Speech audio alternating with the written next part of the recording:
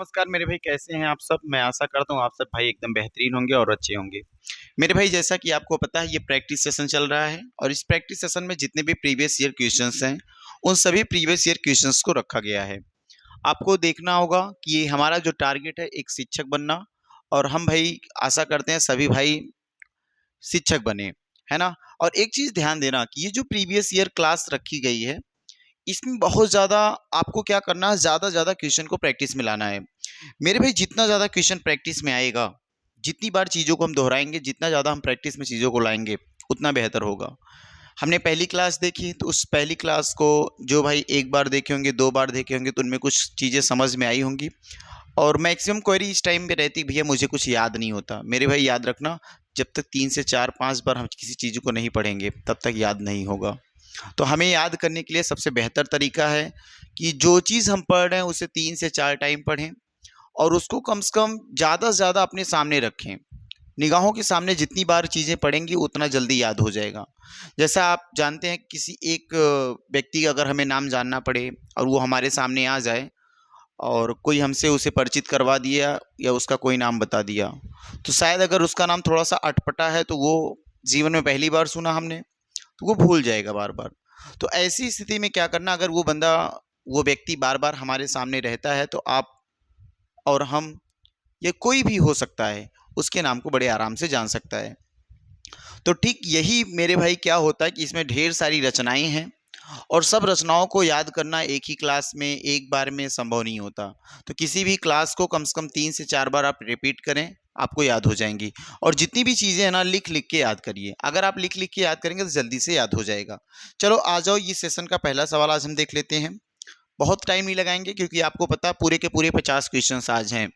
और ये 50 क्वेश्चन आप ज़्यादा से ज़्यादा कोशिश करें कि भैया 50 मिनट या 40 मिनट के अंदर इसको फिनिश करें।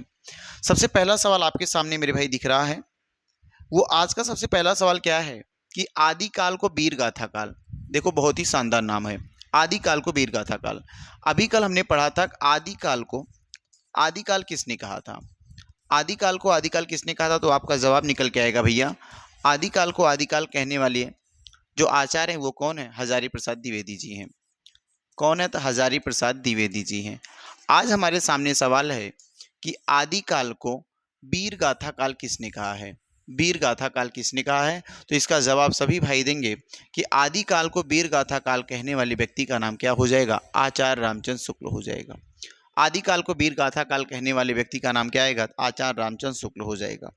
अगले सवाल पे आते हैं। आदिकाल को सिद्ध सामंत काल, बहुत ही शानदार सवाल है। आदिकाल को सिद्ध सामंत काल किसने कहा मेरे भाई, तो याद रखना, आदिकाल को सिद्ध सामंत काल कहने वाले जो आलोचक हैं वो कौन से हो जाएंगे, तो आपका जवाब होना चाहिए कि आदिकाल को सिद्ध सामंत काल कहने वाले आलोचक का नाम राहुल सांकृत्यायन हो जाएगा। तो याद हो गया होगा, आदिकाल को आदिकाल किसने कहा, तो हजारी प्रसाद द्विवेदी। आदिकाल को सिद्ध सामंत काल किसने कहा, तो बोलोगे भैया राहुल सांकृत्यायन। आदिकाल को वीर गाथा काल किसने कहा, तो आचार्य रामचंद्र शुक्ल। बिल्कुल याद होगा आपको। इस पॉइंट पे आएंगे, महावीर प्रसाद द्विवेदी ने आदिकाल को क्या कहा।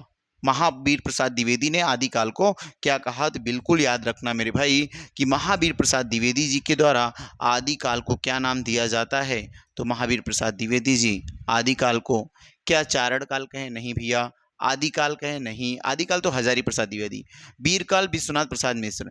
बीज वपन काल, कौन सा काल भाई, बीज वपन काल। कौन सा काल हो जाएगा, तो बोलोगे भैया ये हो जाएगा बीज वपन काल।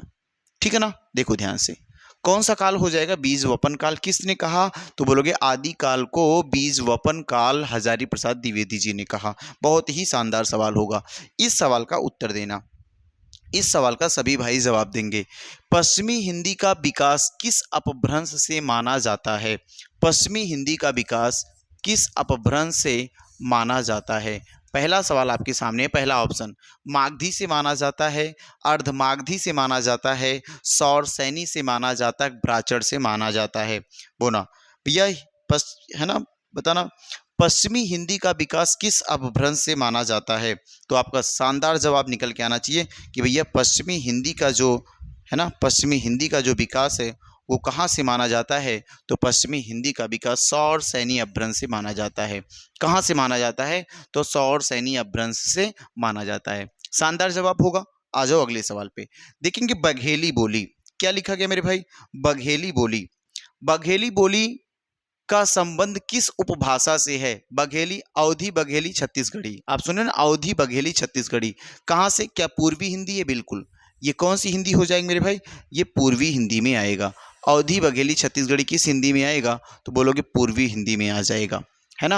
अवधी बघेली छत्तीसगढ़ी ये तीनों की तीनों आती हैं पूर्वी हिंदी के अंतर्गत। पूर्वी हिंदी का उद्भव किस अपभ्रंश से माना जाता है? बताएंगे इसका जवाब। पूर्वी हिंदी का उद्भव माने उसका जो उद्भव काल है या उद्भव कहाँ से मानते हैं? तो आप बिल्कुल जवाब देंगे भैया पूर्वी हिंदी का उद्भव जो है वो कहाँ से मानते हैं?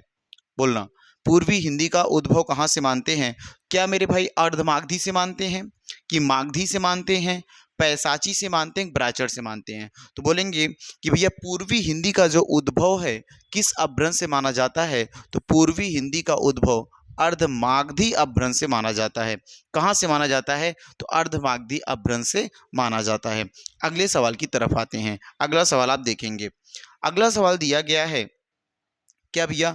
अगला सवाल दिया गया, खड़ी बोली या कौरवी का संबंध किस उपभाषा से है? बताना। खड़ी बोली या कौरवी का संबंध किस उपभाषा से है? क्या पूर्वी हिंदी से है, पहाड़ी हिंदी से है, राजस्थानी हिंदी से है, कि पश्चिमी हिंदी से है? बताना। बोलना मेरे भाई, खड़ी बोली का संबंध किससे है? खड़ी बोली या कौरवी का संबंध किस उपभाषा से है? बताना एक बार ध्यान से। हाँ, किस उपभाषा से है? तो जवाब क्या निकल के आएगा भैया? क्या पूर्वी? ना भैया, पूर्वी में नहीं आएगा। आएगा किस में? पश्चिमी हिंदी में आता है। ये भी नोट डाउन करेंगे। किस हिंदी में आता है? बोलोगे भाई साहब कि खड़ी बोली और कौरवी का संबंध किस हिंदी में आता है? पश्चिमी हिंदी में आता है। अवधी बोली का विकास, ध्यान से देखो और जवाब दो। अवधी बोली का विकास किस उपभाषा के अंतर्गत हुआ है या किस उपभाषा में हुआ है? क्या पश्चिमी हिंदी में? बिल्कुल पहला ही राइट आंसर हो जाएगा कि भैया अवधी बघेली है। देखो ये किस विकास में हुआ? तो बोलोगे पश्चिमी हिंदी के अंतर्गत इसका विकास हुआ है। अगले सवाल की ओर आएंगे। खड़ी बोली का उद्भव अपभ्रंश, उद्भव देखो ध्यान से, वहां पे खड़ी बोली या कौरवी था, जबकि यहाँ पे आपकी बार सवाल क्या है? खड़ी बोली का उद्भव अपभ्रंश के किस रूप से हुआ है? बताना। तो बोलेंगे ये खड़ी बोली का उद्भव अपभ्रंश के किस रूप से? तो अपभ्रंश की जब बात की जाएगी सौरसैनी अपभ्रंश से उत्तरी रूप से हुआ है। याद रखना, कहाँ से हुआ? सौरसैनी अपभ्रंश के उत्तरी रूप से हुआ है। किसका विकास? तो बोलोगे खड़ी बोली के अपभ्रंश का विकास। ठीक है, अगले सवाल पे आ जाओ। हिंदी की कितनी उपभाषाएं हैं? बिल्कुल जवाब बहुत ही शानदार होना चाहिए भैया। 2, 4, 5, 7। किसी भाई का, मैं आशा करता हूँ किसी भी साथी का ये सवाल गलत नहीं होना चाहिए, है ना मेरे भाई। किसी भी साथी का ये सवाल गलत नहीं होगा कि हिंदी की कितनी उपभाषाएं हैं, हिंदी में कितनी बोलियां हैं, है ना। तो आप बोलोगे भैया हिंदी में कितनी उपभाषाएं हैं? कुल उपभाषाओं की संख्या कितनी है मेरे भाई? 5। बिल्कुल कमेंट बॉक्स में आप पांचों उपभाषाओं का नाम लिखेंगे, है ना। पांचों उपभाषाओं का नाम लिखेंगे। हिंदी क्षेत्र की बोलियों की कुल संख्या, अभी हमने आपसे बोला कि भैया उपभाषाओं की संख्या 5, लेकिन कुल बोलियों, हिंदी क्षेत्र की बोलियों की संख्या अगर आपसे पूछेगा तो बिल्कुल जवाब देना कि भैया हिंदी क्षेत्र की जो बोलियों की संख्या है वो कितना हो जाएगा? तो बोलोगे जवाब निकल के आएगा भैया हिंदी क्षेत्र की बोलियों की संख्या कितनी होती है? 18 होती है। अगला सवाल आएंगे, पश्चिमी हिंदी उपभाषा के अंतर्गत कितनी बोलियां आती हैं? 3, 4, 5, 10। बताना जवाब। कितनी बोलियां आती हैं पश्चिमी हिंदी के अंतर्गत? कितनी बोलियां आती हैं? बताना भाई, है ना। बिल्कुल जवाब निकल के आना चाहिए। सर पश्चिमी हिंदी सबसे पहले ही लिखते हैं और ये सौरसैनी अपभ्रंश से आती है, तो इसमें कितनी बोलियां आती? बोलोगे भैया 5 बोली इसके अंतर्गत आती है। आ जाओ अगले सवाल पे। मैथिली मैथिली का बोली क्षेत्र है मैथिल कोकिल विद्यापति, है ना, है ना। ये चीज है ना, मैथिली का बोली क्षेत्र है गोरखपुर, लखनऊ, चंपारण, मुंगेर। क्या भैया बताना ध्यान से, मैथिल कोकिल किसे कहते हैं? तो आपको पता होगा विद्यापति को। ठीक है, तो वैसे यहाँ पे आ जाओ, बताओ मुझे अब मैथिली का क्षेत्र कहाँ है? सर ये तो बिहार की बोली है ना, बिहार की, तो ये कहाँ पे है? मुंगेर। कहाँ पे आएंगे? मुंगेर में आ जाएंगे। ध्यान से देखना, इसका जवाब क्या होगा? मुंगेर सही हो जाएगा। अगले सवाल पे आते हैं। भारतेंदु हरिश्चंद्र, रामचंद्र शुक्ल, है ना, महावीर प्रसाद द्विवेदी और कौन भैया? प्रेमचंद और रामधारी सिंह दिनकर का संबंध किस बोली क्षेत्र से है? बिल्कुल शानदार सवाल है कि भारतेंदु हरिश्चंद्र, रामचंद्र शुक्ल, है ना, भारतेंदु हरिश्चंद्र, रामचंद्र शुक्ल और यहाँ पे देखना जयशंकर प्रसाद, प्रेमचंद और भैया दिनकर जी किस बोली से आते हैं? तो बिल्कुल जवाब में आना चाहिए आपका नाम कि भैया ये सब भोजपुरी क्षेत्र से आते हैं और इनकी जो बोलियां रहती वो कौन सी हो जाएंगी? भोजपुरी बोलियां हो जाएंगी। ठीक है, आ जाओ अगले पे। भाषा विज्ञान में प्रायः किन उपभाषाओं को हिंदी माना जाता है? बताना इस सवाल का जवाब। भाषा विज्ञान में किस किस या किन उपभाषाओं को हिंदी माना जाता है? पश्चिमी हिंदी व पूर्वी हिंदी को, पूर्वी हिंदी व बिहारी हिंदी को, पश्चिमी हिंदी व राजस्थानी हिंदी को, राजस्थानी हिंदी व पहाड़ी हिंदी को। बताना ध्यान से, किस उपभाषाओं को मानते हैं? तो जवाब एकदम बेहतरीन जवाब आपका होना चाहिए। कौन सा भैया? पश्चिमी हिंदी और पूर्वी हिंदी को हम क्या मानते हैं? भाषा विज्ञान में प्रायः उपभाषा के रूप में हिंदी माना जाता है। कौन सा? पश्चिमी हिंदी व पूर्वी हिंदी। अगले सवाल पे आते हैं। अपभ्रंश में स्वरों की संख्या कितनी है ना? अपभ्रंश में स्वरों की संख्या कितनी है? 4, 7, 8, 10। बिल्कुल बताएंगे जवाब। अपभ्रंश में स्वरों की संख्या कितनी है ना मेरे भाई? अपभ्रंश में स्वरों की संख्या कितनी है? तो इसका जवाब क्या निकल के आएगा? अपभ्रंश में स्वरों की संख्या पूछेगा, स्वरों की संख्या कितनी है? 8। जबकि वैसे अगर पूछेगा स्वरों की संख्या, तो 11।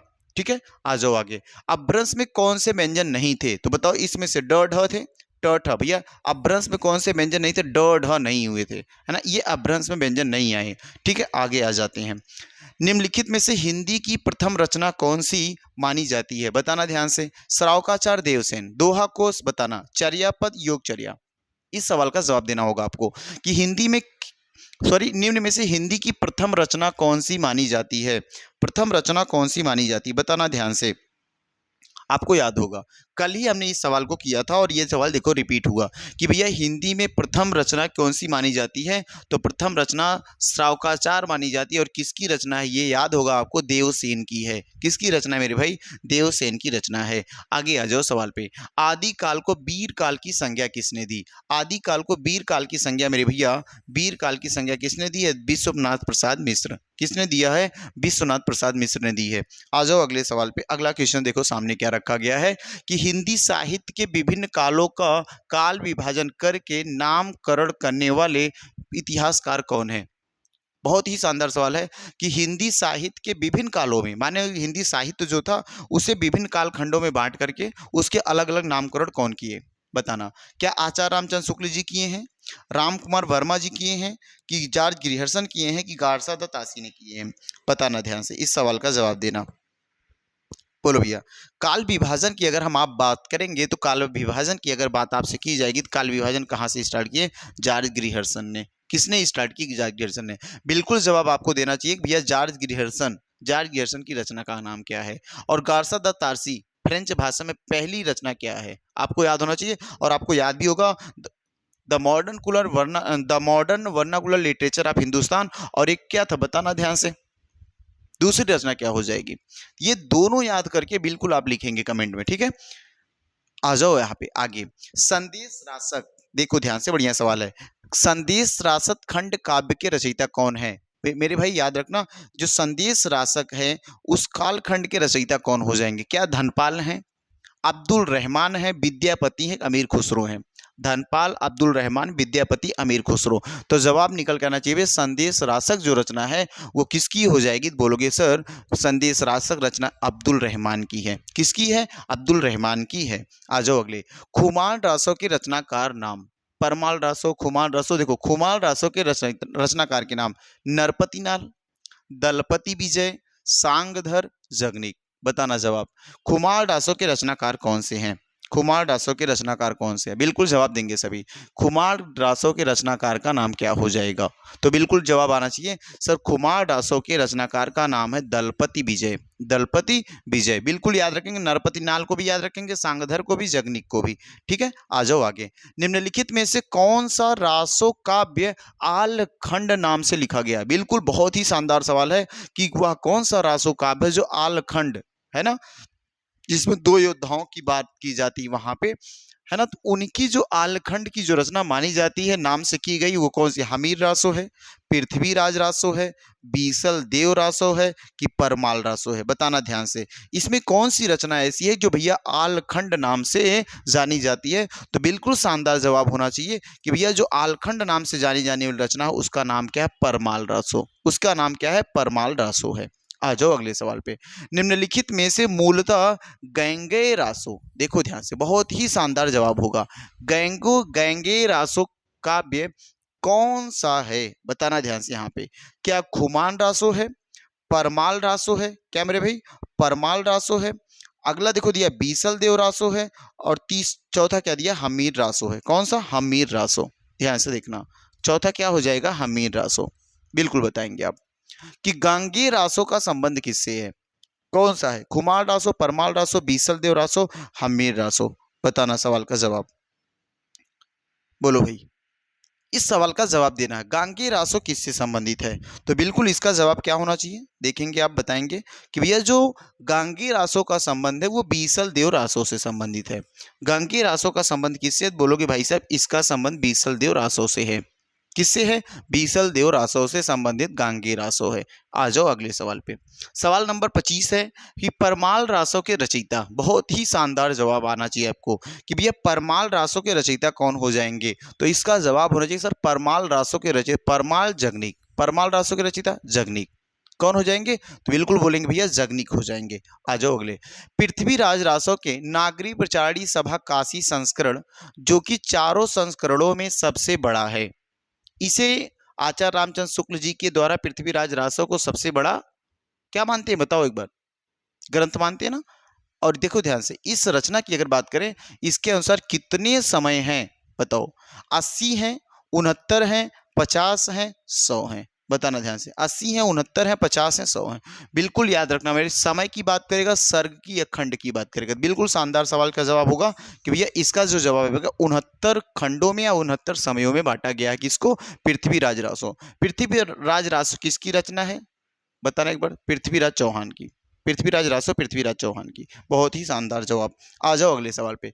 पृथ्वीराज रासो को प्रमाणिक मानने वाले विद्वान, बहुत ही गजब का होगा कि भैया पृथ्वीराज रासो को प्रमाणिक कौन माने हैं, पृथ्वीराज रासो को अर्ध प्रमाणिक कौन कौन माने हैं, और पृथ्वीराज रासो को अप्रमाणिक कौन कौन से लोग माने हैं। तो बिल्कुल पहला जवाब आपके सामने है भैया कि पृथ्वीराज रासो को प्रमाणिक मानने वाले विद्वान का नाम क्या है। तो यहाँ पे आप देखेंगे, बताएंगे आचार्य रामचंद्र शुक्ल, बताओ भैया। दूसरा डॉक्टर बुलर, ये अप्रमाणिक माने। डॉक्टर श्याम सुंदर दास, बहुत ही शानदार जवाब। तो याद रखना भैया डॉक्टर श्याम सुंदर दास इसको क्या माने हैं, प्रमाणिक माने हैं, है ना। डॉक्टर श्याम सुंदर दास इसको क्या माने हैं, प्रमाणिक माने हैं। आ जाओ अगले सवाल पे, ठीक है।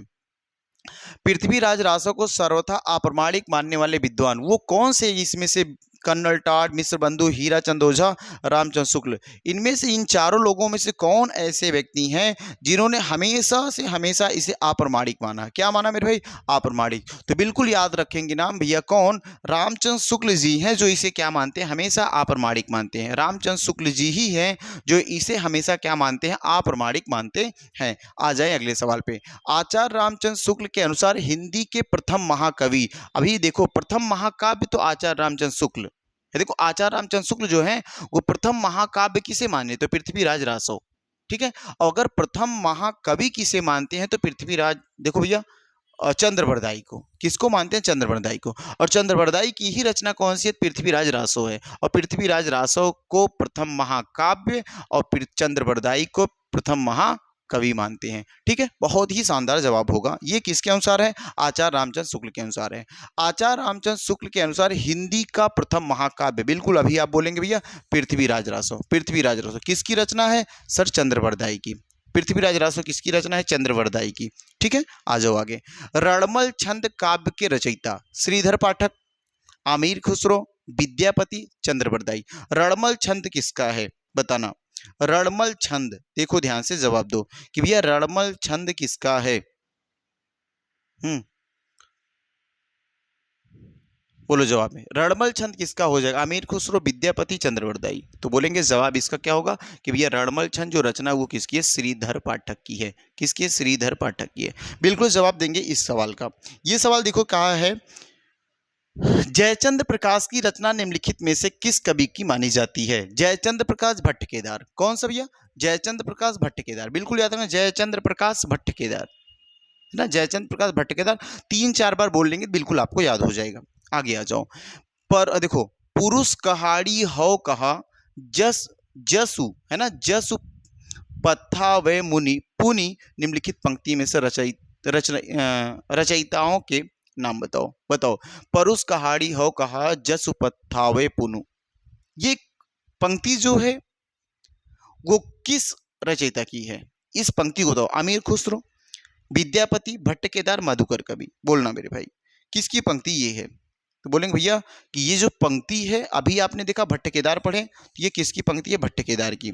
बहुत इंपॉर्टेंट पंक्ति नहीं है, लेकिन इसके बाद वाली पंक्ति देखना, ये बहुत मोस्ट इंपॉर्टेंट, इसको लगाएंगे, इसको मोस्ट लगाएंगे भैया, ये मोस्ट इंपॉर्टेंट, ये बहुत बार सवाल बन चुका है ना, कि आध्यात्मिक रंग के चश्मे आजकल बहुत सस्ते हो गए हैं, है ना। आध्यात्मिक रंग के चश्मे जो आजकल बहुत सस्ते हो गए हैं, उन्हें चढ़ाकर जैसे कुछ लोगों ने गीत गोविंद के पदों को आध्यात्मिक संकेत बताया है, उसे चढ़ाकर कुछ लोगों ने गीत गोविंद के क्या किया? पदों को आध्यात्मिक संकेत बताया है। वैसे ही विद्यापति इस पंक्ति को भी क्या बोले? हजारी प्रसाद द्विवेदी, नामवर सिंह इस बात को बोले हैं कि रामचंद्र शुक्ल जी के द्वारा बोला गया है, कि बोलो भैया डॉक्टर नगेंद्र। तो याद रखना, जितनी भी बड़ी पंक्तियां आती हैं और मैक्सिमम हर एक जितने भी रचनाकार हैं, उन सभी रचनाकारों के मैक्सिमम आलोचना कौन किए? तो भैया आचार्य रामचंद्र शुक्ल किए हैं, है ना। और आचार्य रामचंद्र शुक्ल जो पुस्तक आती बहुत ही प्रमाणिक मानी जाती है।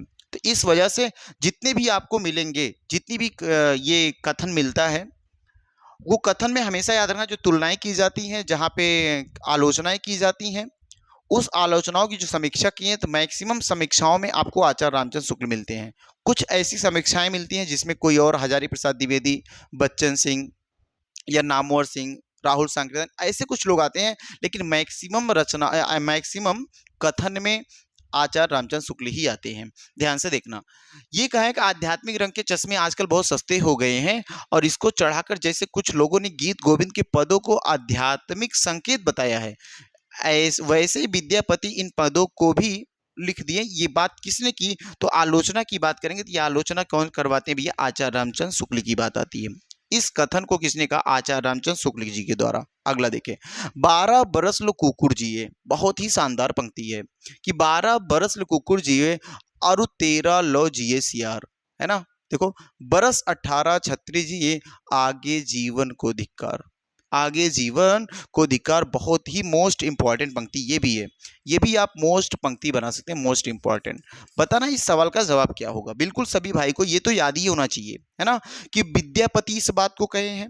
बताना, विद्यापति इस बात को कहे हैं, अमीर खुसरो कहे हैं, अमीर खुसरो कहे हैं, दलपत विजय कहे हैं, जगनिक कहे हैं कि 12 बरस ले कुकुर जिए आरु जिए 13, है ना, अरु 13 लो जिए सियार, बरस 18 छत्री जिए, आगे जीवन को धिक्कार। ये पंक्ति किसकी हो जाएगी? बिल्कुल शानदार जवाब आना चाहिए सर, ये पंक्ति जगनिक की है। ये पंक्ति किसकी है? ये पंक्ति जगनिक की है। आ जाओ अगले सवाल पे, इस सवाल का पढ़ना और जवाब देना। भैया लिखा गया है, साहित्य प्रत्येक देश की जनता की चित्तवृत्तियों का संचित प्रतिबिंब है।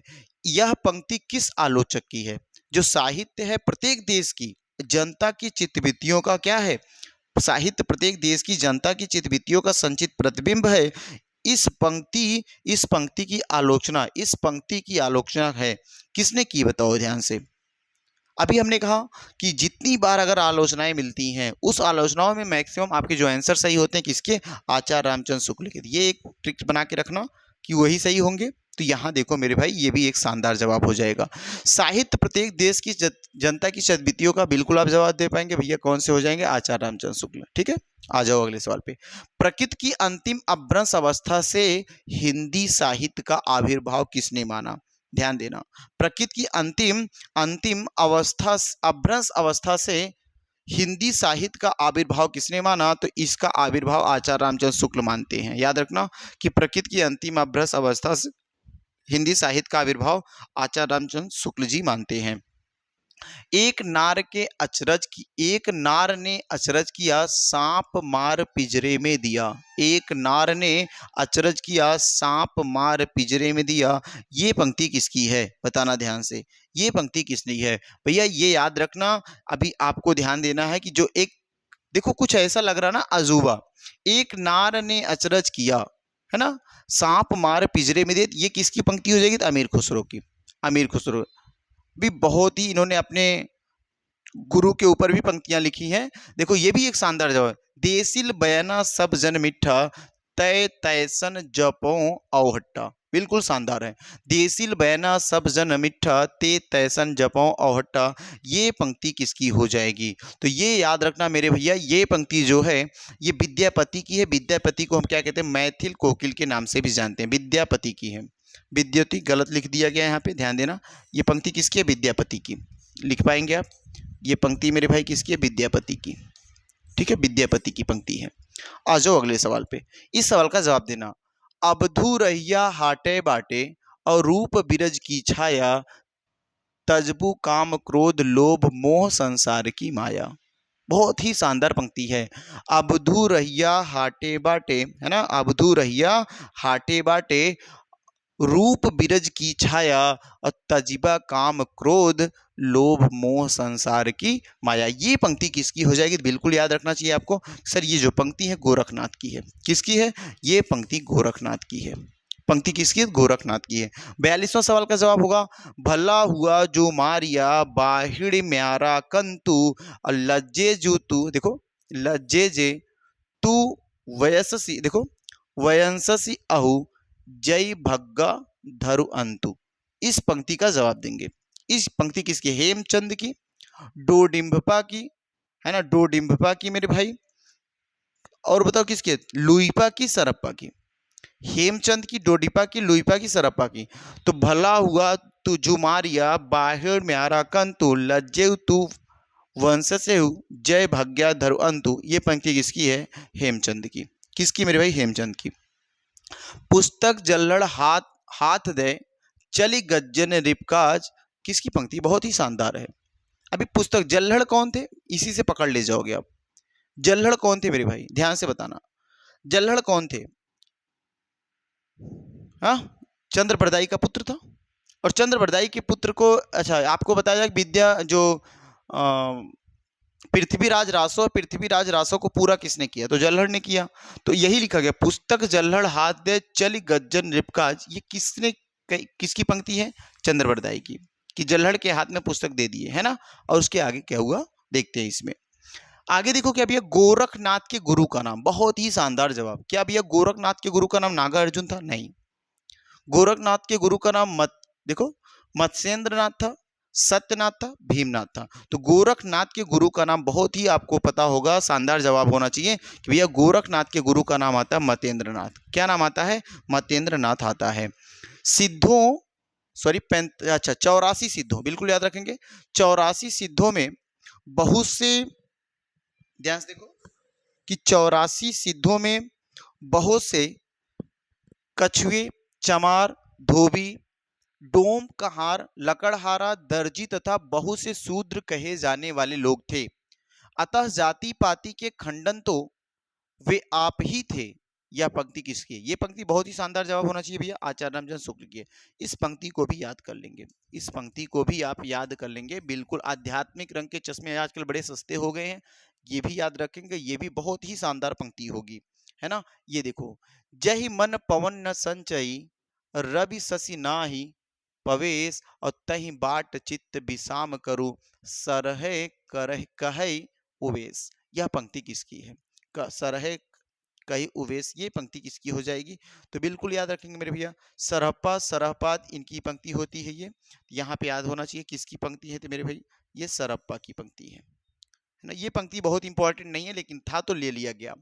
पहले जैसे गाथा को गाहा कहा जाता था, है ना, जैसे पहले गाथा को गाहा कहने से प्रकृत का बोध होता था, वैसे ही पीछे दोहा या दूहा कहने से अपभ्रंश का बोध होता था। इस लोक प्रचलित काव्य भाषा का बोध होने लगा, है ना।